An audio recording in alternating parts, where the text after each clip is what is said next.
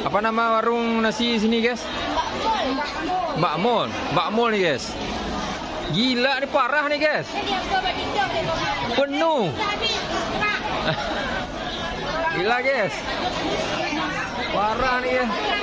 Ini warung yang luar biasa nih. Sepenuh-penuhnya.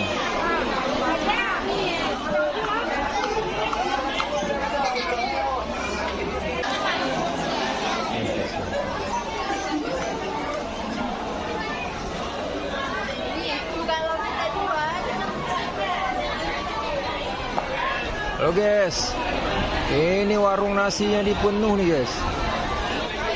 Ini guys, sepenuh-penuhnya.